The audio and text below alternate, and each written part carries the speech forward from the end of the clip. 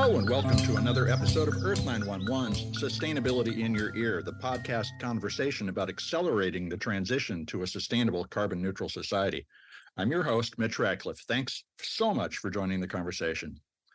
The rise of electric and plug-in hybrid vehicles will require a transformation in battery technology, the charging infrastructure, and the electric grid.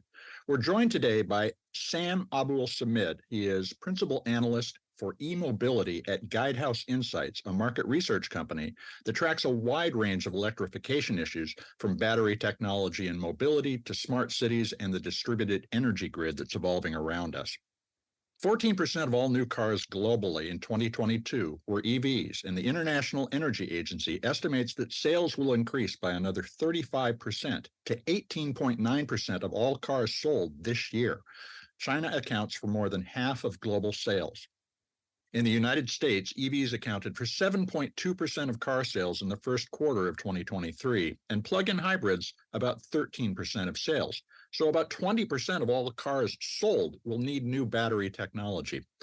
As we've heard during previous interviews, the battery supply chain is still forming, and lithium, as well as several critical minerals, are in short supply. Recycling will play a key role in making enough batteries for the growing electric and hybrid fleet, as well as keeping all those materials in use over generations of battery and other forms of storage. Sam's team recently published a report called Developing Solutions for Recycling End-of-Life EV Batteries. So let's get the rundown on the latest innovations that can help power decarbonized transportation. You can learn more about Guidehouse at guidehouseinsights.com. Guidehouse Insights is all one word, no space, no dash, guidehouseinsights.com. Welcome to the show, Sam. How are you doing today? I'm doing very well. Well, thank you for joining us. It's a pleasure to have you here. Before we get into talking about recycling batteries, I just want to ask, has the EV battery supply chain recovered in the sense that we can say this completely from the pandemic-related supply chain issues that we were facing? It seems like most of the supply chain challenges that we were facing over the past couple of years didn't really affect cell production so much as it did things like, for example, battery management systems, because, of course, they use a lot of chips. And near as we can determine, there aren't any major disruptions going on right now, but that can always change. Depending on what happens, either from a natural disaster standpoint or geopolitical tensions.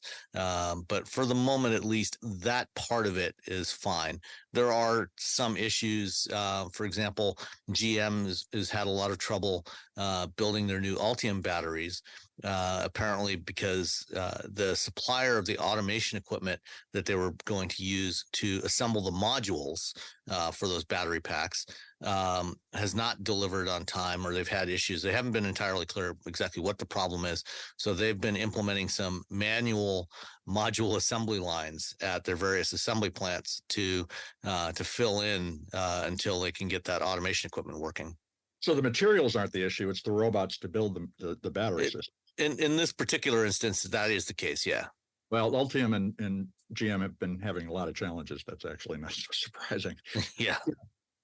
The International Energy Agency just released an interim report on our progress toward net zero, and they're projecting about a 400% increase in the cost of lithium and other critical minerals over the next decade. Do you see us achieving a scale of production that will counteract those rising prices so that consumers don't see the cost of an EV going up and up and up? I certainly hope so. I think we will manage to achieve that. Certainly the companies that are investing tens of billions of dollars in new cell manufacturing plants are hoping that the rest of the supply chain will be able to keep up in terms of producing the raw materials. So we've got a lot of developments going on in various regions. One of the interesting developments is a shift towards localizing production, both extraction and processing of raw materials, along with the production of the batteries themselves. So extracting as much of those materials as we can in the same regions where the batteries are being produced, where they're going into vehicles, where those vehicles will ultimately be used, and where those vehicles and batteries will reach their end of life and then ultimately be recycled. So we're seeing a lot of development of new lithium production in North America and Europe. Traditionally, just because of the amount of demand that there has been in the past for lithium, most of it was concentrated in South America and Australia, with most of the processing in China. But that is shifting towards domestic production in the regions where the materials are being used. This idea of a closed loop is critical to our achieving a circular economy. Now, as you think about what you just described, are we able to, once we get the material into a region, so assuming, for instance, I'm in the Pacific Northwest, there's not a lot of lithium, but if we brought it in, could we literally be making, installing, recycling those batteries over and over, keeping that material in use? Is that feasible given the recycling system? Yeah, that is the long-term plan. And when I say local, I regional, general, I mean continental. Okay. At least on the same continent, if not necessarily in the same state or region. But yeah, but keeping that material in that circular economy. With one of the great things about batteries is that they are fairly straightforward to recycle.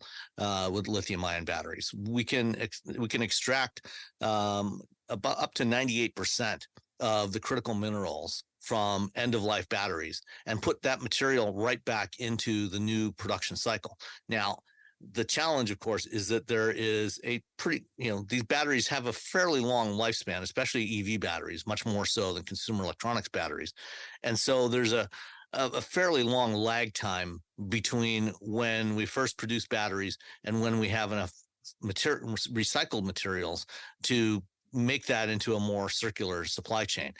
Up to this point in North America, we've only sold a couple of million EVs through over the past 10, 15 years. Mm-hmm. And most of those have been in the last 5 years. So the vast majority of the EVs that have ever been sold in North America are still in use and will probably be in use at least through the end of this decade, which means that there's going to be a limited supply of end-of-life batteries until sometime well into the 2030s. Now, that said, the battery production process does inherently have some scrap associated with it. We also have consumer electronics batteries. And so recycling is already happening. And those materials are being fed back into the battery production supply chain. And the percentage of recycled materials going into batteries will continue to climb over the next 10, 15, 20 years as more batteries, more end-of-life batteries become available. Do you envision us stocking up with enough lithium and other critical minerals that at some point we're no longer needing to extract, or will we always need to extract to some degree? Well, probably people have. Yeah, we'll probably always need to extract some. I don't think it's, the nature of physics and chemistry will probably never get to 100% efficiency. There will be some material that's lost. Potentially as if you have economic growth, if there's more demand for batteries, you will need some supply of virgin materials. But the proportion of virgin materials and the absolute amount of virgin materials that are required for the battery demand will probably decline over the long term. But that's, as I said, we're talking a fairly long period of time, at least 20 years before we're in that kind of situation. Now, in your report, you project that EVs are going to account for about 47% of car sales by 2030, which is great progress. How do you see the breakdown between full EVs and plug-in hybrids evolving, given a lot of the concerns people have about, for instance, driving range? So our most recent forecasts, we're projecting about 35% BEV market share globally in 2030. So a little more than a third of all the vehicles in 2030, and then probably about somewhere between 5 and 10% of total vehicle market share, light duty vehicle market share, would be plug-in hybrids. So we do project a not insignificant amount of plug-in hybrids. Where there's probably going to be actually a significant amount of growth between now and the end of the decade is in traditional hybrids, non-plug-in hybrids. Mm-hmm. offer a lot of advantages in terms of reducing carbon emissions. It obviously requires a lot less battery material to do a hybrid. Right. You can get dramatically better energy efficiency out of a hybrid than out of a straight internal combustion vehicle. And for a lot of applications where, until we really can drive the cost of batteries down, improve the production efficiency, get the scale, there's still a lot of good use cases for both hybrid and plug-in hybrid vehicles to fill the gap until we can go completely electric. I'd be curious, if you were going to buy a car this year, what type would you buy? Would you buy an EV, a plug-in hybrid, or a traditional hybrid? For myself, for my family, Sure. At this point, I would probably go with a hybrid if I was buying in 2023. But if I look out 2 years from now, 2025, then I would probably go with a BEV. I could act in terms of the usability of a BEV, for the use case of my household, it would be fine. We don't, there's plenty of BEVs out there with more than enough range to meet our needs. So that wouldn't be an issue, but it's just the affordability of BEVs. There's not a lot of options in more affordable BEVs today, and something, under $35,000 that I would necessarily want to buy today. But if I was buying in 2025, which is about the time frame when we will probably be replacing the vehicle we have in our garage today, a 2017 Honda Civic, then I am fully anticipating buying a BEV to replace that Civic in a couple of years. So Guidehouse, I take it, sees driving range becoming a non-issue by 2025? I think range itself is largely a non-issue for most people today. Unless they're driving a long way. Yeah, I agree. Yeah. The 80 to 85% of all daily driving in the U.S. is less than 40 miles a day. Mm-hmm. And pretty much, every BEV on the market can handle that. And if you have a BEV with 200 to 250 miles of driving range, that is more than sufficient to meet everybody's needs, even in worst case conditions. And you're in Minnesota, I'm in Michigan, you get cold winters, you lose a significant amount of range when it's very cold weather, when there's snow on the roads. You still have more than enough capacity to handle your daily driving needs. If you have the ability to charge at home overnight, no problem at all. That's a non-issue. Where it becomes more of an issue is if you need a vehicle that can tow longer distances. Certainly here in Michigan, if you've ever been to Michigan, either in the summertime or the wintertime, you take a drive up I-75 from the Detroit area from Southeast Michigan up towards Northern Michigan on any Friday afternoon. Most of the year, you're going to find lots of SUVs and trucks pulling either boats or jet skis or snowmobiles in the wintertime. And then same thing coming back. For those kinds of use cases right now, EVs still aren't up to the task, and we don't have enough charging infrastructure. I would say to the degree that there's a challenge, it's not so much of a range anxiety problem anymore. It's a charging anxiety problem. Having the chargers where you need them, having them be reliable, which is a real serious issue right now. And this is why we're seeing the auto industry rapidly shift away from the CCS connectors, adopting the NACS charging connector developed by Tesla, and doing deals to use the Tesla superchargers because they have the most reliable charging network. Hopefully the NEVI program will help to address that charging anxiety problem. So we have more chargers in more places, and also hopefully guarantee better reliability and performance of those chargers. What's your projection in terms of charging improvement or coverage over the next several years? Are we going to get to a point where it won't be necessary to sit and wait for a charger and then sit on the charger for 2 or 3 hours? Are we going to have supercharging capacity available for everyone? Yeah, I think within the next 5 years, we'll certainly, I think, have enough capacity it'll be in line with the growth of EV sales. So waiting for a charger will probably be less of an issue. hopefully the reliability will improve, so that you don't get to a charger and find, sorry, out of service, which is something that happens very rarely with gas pumps. Yeah. And the speed of charging will also improve. Now, one thing to keep in mind is that DC charging, while it's very convenient in a lot of respects, I mean, you can charge vehicles like some vehicles like the Kia EV6 and the Hyundai Ioniq 5 or Ioniq 6, to 80% charge in under 20 minutes on a 350 kilowatt charger. So it's not that big a deal in terms of waiting around. You definitely don't have to wait around multiple hours, but it is more expensive. And so you do lose a lot of the cost benefit of driving an EV if you are DC fast charging all the time.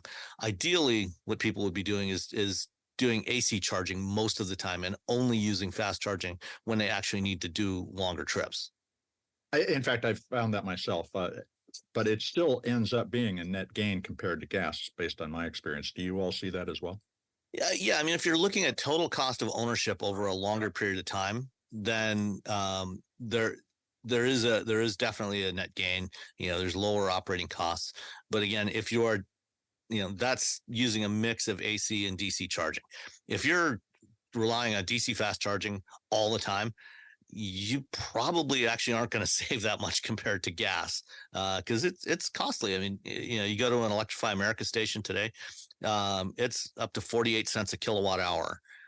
And some friends of mine who run a site called TFL YouTube channels, they recently tested the new Chevy Silverado EV, did a towing test with it, and they ran that side by side with an F-150 hybrid, and they found that over I think about 150 mile towing loop, or actually almost 200 mile towing loop, that the cost to fast charge the truck, the Silverado, was only $1 less than the cost to put gas in the F-150.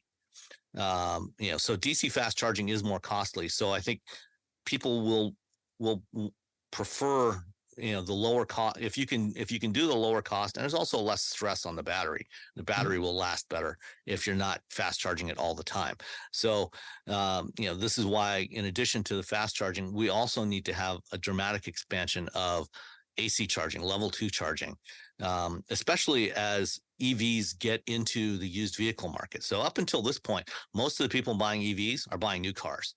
But the thing that most people don't think about is that most people don't buy new cars. Most people only ever buy used cars. And we sell about 3 times as many used cars every year in the US as we do new cars. And so when you look at new car buyers, they tend to be more affluent. They're more likely to live in a single family home with off-street parking. Used car buyers are much more likely to live in multi-unit dwellings, condos, apartments, or even in single family homes. They'll be in older neighborhoods where they have to park on the street. And so we need a dramatic expansion of curbside charging, workplace charging, school charging, AC charging in locations where vehicles are going to be sitting for extended periods of time, either overnight or during the course of the day. And that will be much more cost effective, both for the owners as well as for the cost of the infrastructure to do that. Do you see that coming to fruition within this decade? Yeah. Oh, absolutely. I think, in a lot of areas, for example, in California, there's requirements to have charging capability on new construction. And, there's a number of companies working on various solutions, and there's already things being deployed, particularly in Europe, more so in Europe so far than in the US. But I think we'll see a lot more curbside charging solutions being deployed here in the US that can take advantage of places where there is some power. You don't need nearly as much power capacity for curbside AC charging as you do for DC charging. And so it's much more straightforward to install that. And I think we will see that happening during the course of this decade. That's great to hear. And this is a fascinating conversation. I want to take a quick commercial break. We're going to be right back. And we're back to continue the conversation with Sam Abuelsamid. He is principal analyst for e-mobility at Guidehouse Insights. Sam, this is a lot of great information so far, but I want to go back a bit and talk about the role that the automaker and the dealer need to rethink in our relationship with a car so that they become not just the key collection point for EV batteries when we're done with them, but in terms of helping us manage our relationship with the asset itself. Do we need to rethink the way we own vehicles now that something like a battery needs to be stewarded over many generations of use? Yeah, absolutely. The whole business model around vehicles and more specifically around batteries needs to evolve. One of the challenges that we're going to face with recycling, for example, is how do we get batteries from a vehicle at the end of its life, potentially put it into a second use application, in a stationary storage, and then from there get it to a recycler to be reprocessed into materials to build new batteries. The ownership model of the battery, I think, really needs to be rethought. And this has been attempted a few times in various places, without too much success so far. The idea of, buying a vehicle, leasing the battery, consumers haven't really bought into that whole concept, but I think it's something that we need to pursue. And perhaps, one of the solutions, in our recent report that we put out there is the idea that perhaps, with the leasing model, what we actually have is a third party that actually owns the batteries throughout their entire lifespan. And so what you have is you go and buy a vehicle and you are paying, some usage fee for the battery that depends on how many miles you've driven it, what kind of use case you've had. So the more you use it, the more you pay for it.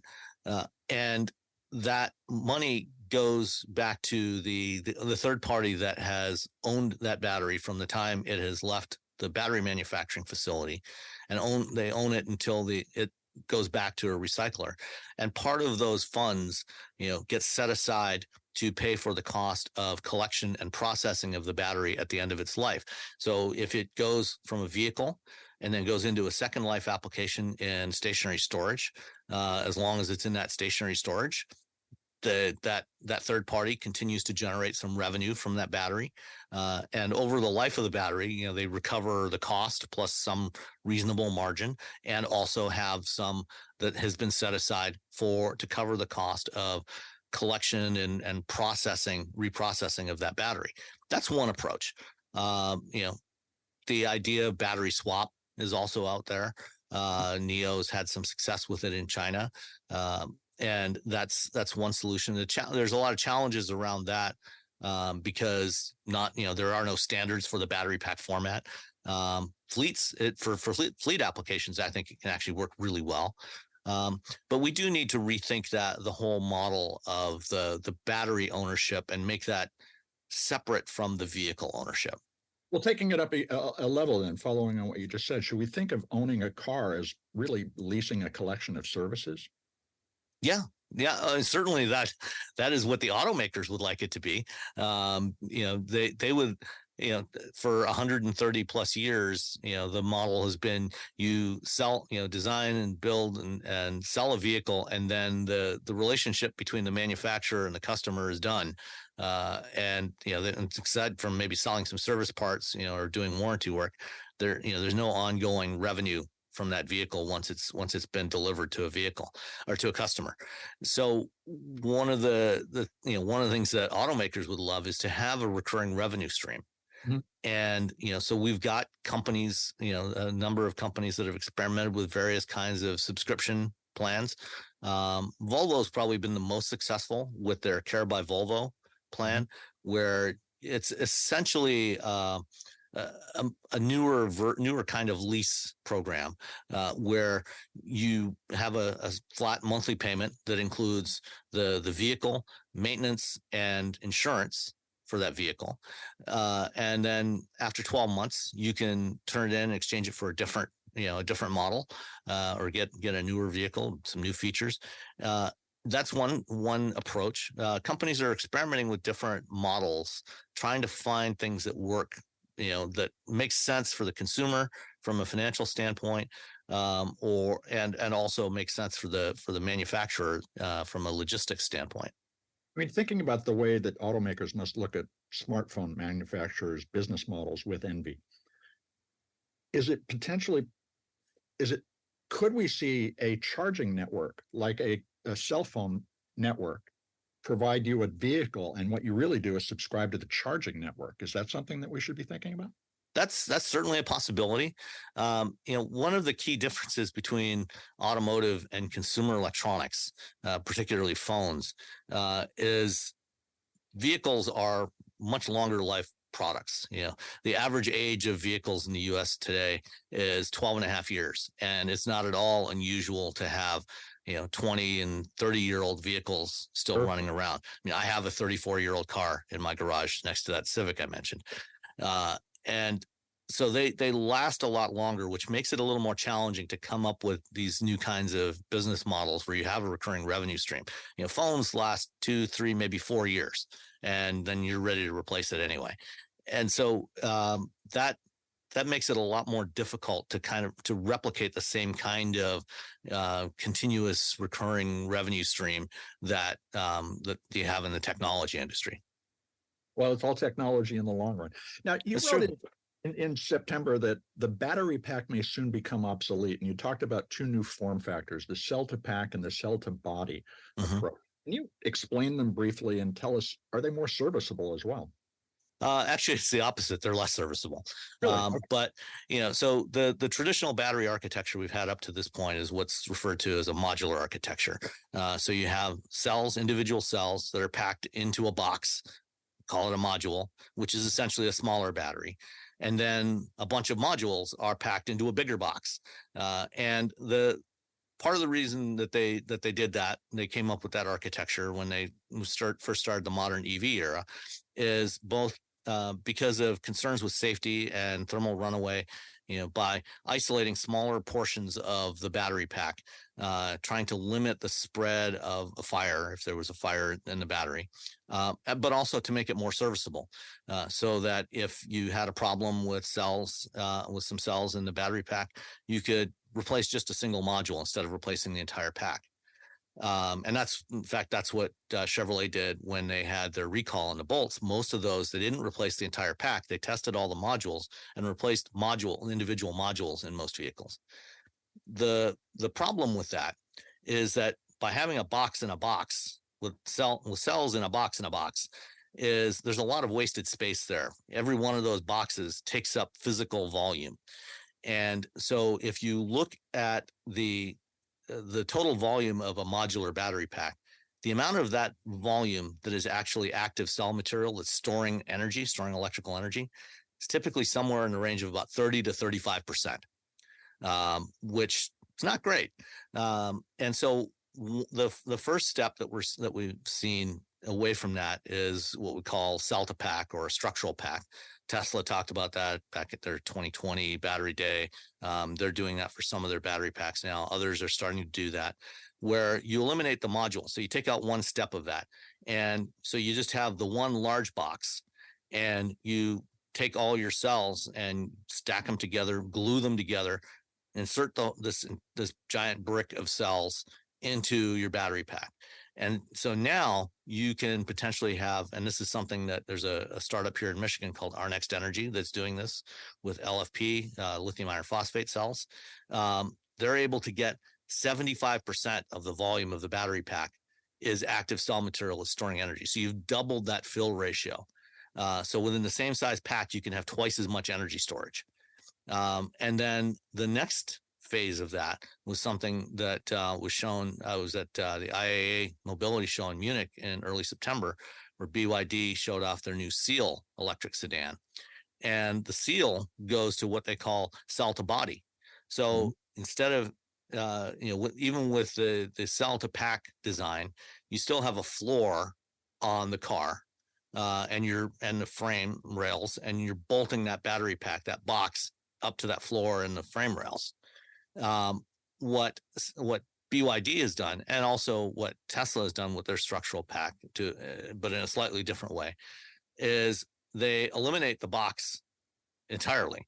So what you have is a cavity in the bottom of the body shell, and they take their cells, glue them together into a big block, put that up into the bottom of the body of the car, put their cooling system in there, put a bottom plate on there, and you no longer have a separate pack. It's all part of the body structure. And well, that sounds like it should be easier to maintain or replace. Why isn't it? Well, except that, because you're trying to pack the cells in as tight as you can, what they do is they actually glue them together. Okay. So you can't really once you put them together, you can't really take it apart. You can take that entire block out of the body shell, which is expensive and hard. Okay, got it. Yeah, and recycle that. And I highly recommend, to see just how difficult this is. There's a company here in Michigan called Monroe & Associates that does benchmarking. And so they do teardowns of products, and they've done a lot of vehicle teardowns. They do some really interesting videos. And they did a teardown of a Tesla Model Y with their 4680 structural pack, which is similar to the cell to body. What they've done is usually the body shell of a vehicle, you've got the top structure, and there's a floor pan, and then the battery is bolted to the bottom of the floor pan. They've actually eliminated the floor pan from this version of the Model Y. And so the battery pack actually forms the floor pan. So when they lower it out of the car, the seats are actually bolted directly to the top of the battery pack, and it forms the floor of the car. And if you check out their videos, you can see when they do the teardown of this battery pack, trying to pull those cells apart is extraordinarily difficult. In part, it was designed that way because you want it to be stiff. You want that extra structure to support the vehicle, but then it makes it essentially unserviceable. Does the car itself then need to be recycled every time the battery runs out? No. I mean, you can remove that block of cells and replace that. So, what they've done is they've eliminated a lot of parts. They've simplified the manufacturing. So it should dramatically actually reduce the cost of the vehicle because you've eliminated a lot of components. And what they've actually found is that over the first 15 years of the modern EV era is, there was back in 2008, there was a lot of uncertainty about how long these batteries were going to last. And what they've realized is that with proper battery management, proper cooling systems on these batteries, they actually last a lot longer than we thought they would. And so the need for servicing is actually far less than what was anticipated. Sure. So they've decided, okay, if we don't need to service this battery, then let's put it together in a way that we can take cost out of it and make it more accessible to more people. Are there new battery chemistries that will make a battery, let's just say, virtually eternal? For instance, solid state batteries, will they run forever, or will they also need to be recycled? So, I mean, nothing is forever. Everything has some lifespan, but to get to a really long lifespan, yeah, that is absolutely possible. And in fact, there's a chemistry that's out there that's actually been out there for a long time called lithium iron phosphate. So most EVs, particularly in North America and Europe, use lithium ion batteries that for the cathode material, they use a combination of nickel, cobalt, and mostly manganese. Sometimes, in some cases, like the GM Ultium cells, also aluminum. But nickel and cobalt are very expensive, and that's also what actually makes the batteries unstable and can lead to fires. Lithium iron phosphate, on the other hand, is incredibly stable and very safe. The downside, and it's also a lot cheaper. The iron and phosphorus are everywhere on the planet, and so the materials are readily available. They're cheap, and they're very safe. The downside is that there's less energy storage capacity with the iron chemistry than there is with the nickel chemistry. It's about somewhere between 30 and 40% less energy density, but it's also 30 to 40% cheaper. But if you combine LFP, that's lithium iron phosphate, is shortened to LFP. If you combine LFP with a cell to pack or a cell to body design, you can actually get better range, better capacity than you can with a nickel modular pack. And the company I mentioned, Our Next Energy, they built they took a Tesla Model S and took the stock nickel battery pack out of it, put in one of their prototype LFP packs, drove it over 750 miles on a charge. So it's also the key to lowering the overall cost of the EV. Yes. And the battery, and that can potentially offset the rising cost of the critical minerals that we're talking about earlier. Exactly. Yeah.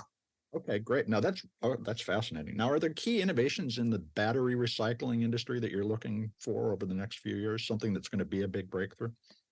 I think the core process that's being used by most companies right now is something called hydrometallurgy, where essentially they take the batteries, cells, and modules, and they shred it down. They put it through what looks like essentially a giant paper shredder. It comes out in little strips, and then they process that in a solvent, and it breaks everything down, and they get what's known as the black mass out of that, which is the critical minerals, the nickel, cobalt, aluminum, manganese, and so on, and the copper, and then they can reprocess that.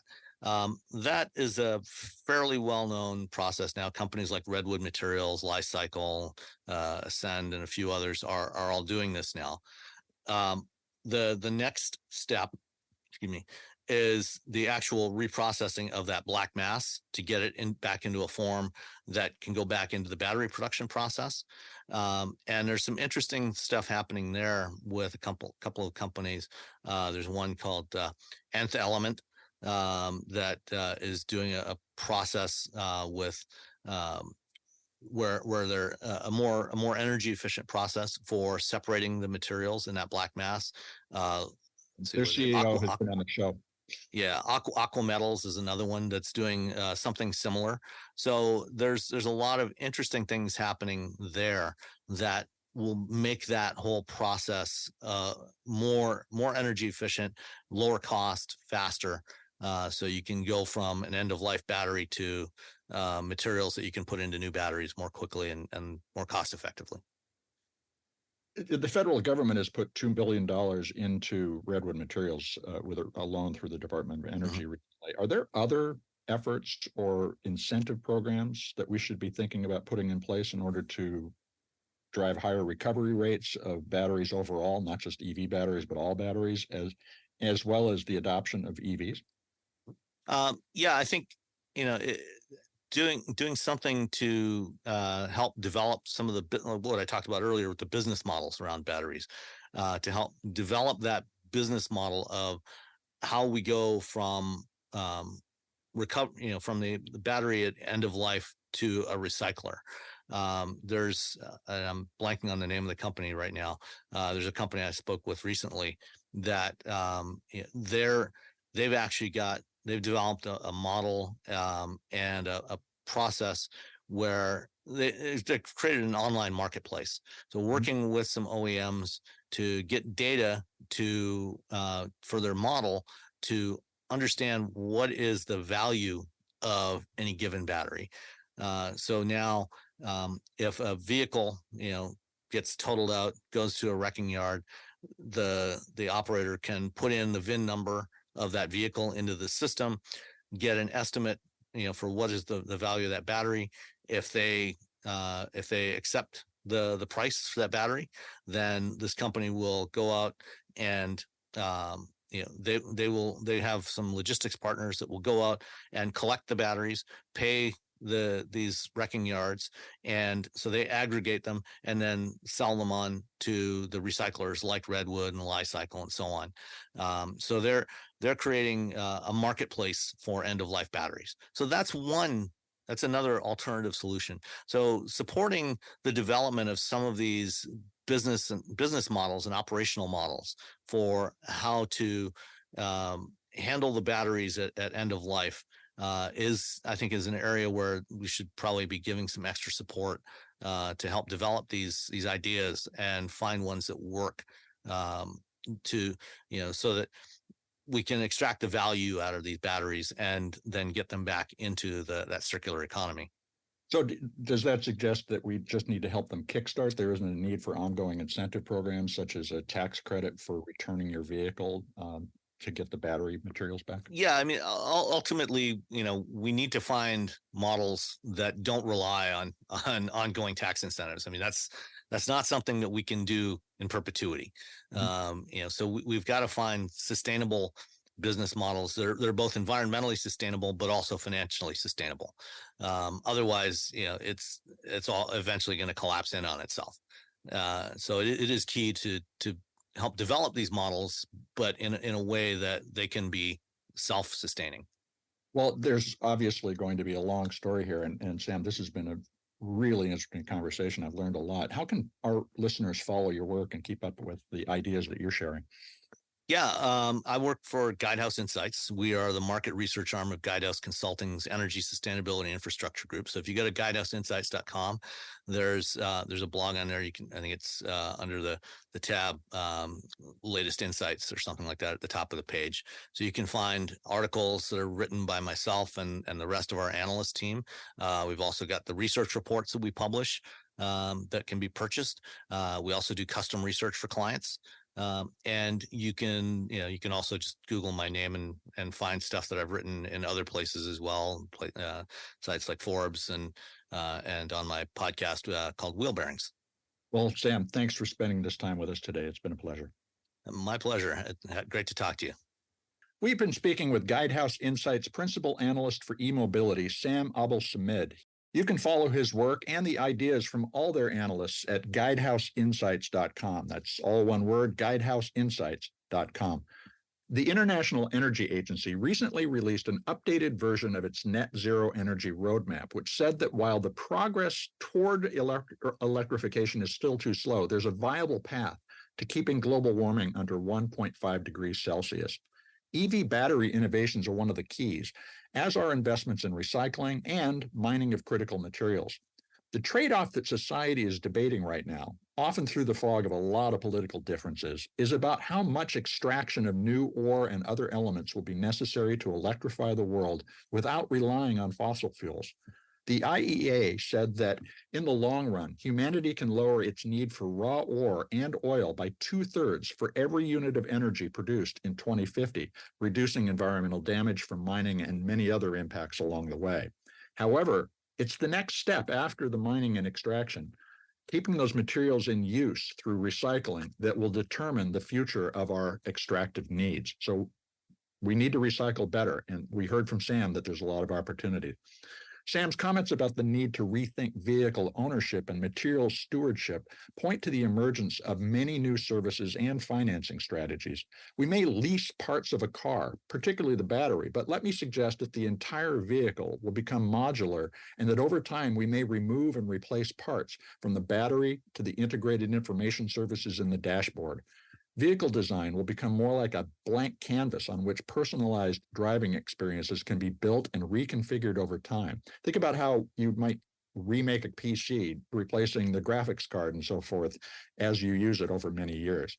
When we buy a car, if buying is even the right word, we might also get to remake the vehicle with new capabilities that plug in and customize a used car to our needs. Electrification doesn't just mean a shift in energy sources, but a rethinking of the experience of driving, heating and cooling our homes, and living a sustainable lifestyle. There's a lot coming down the pike, and of course, we're going to keep you up to date here on the show. I hope you'll take a few minutes to share this podcast or any of the more than 430 interviews we've done on sustainability in your ear. Take a moment to write a review on your favorite podcast platform to help your neighbors find us, because, folks, you're the amplifiers that can spread more ideas to create less waste. Please tell your friends, family, coworkers that they can find us on Apple Podcasts, Spotify, iHeartRadio, Audible, and other fine purveyors of podcast goodness. Thanks for the support. We really appreciate it. I'm Mitch Ratcliffe. This is Earth911, and we will be back with another innovator interview soon. In the meantime, folks, take care of yourself, take care of one another, and let's all take care of this beautiful planet of ours. Have a green day.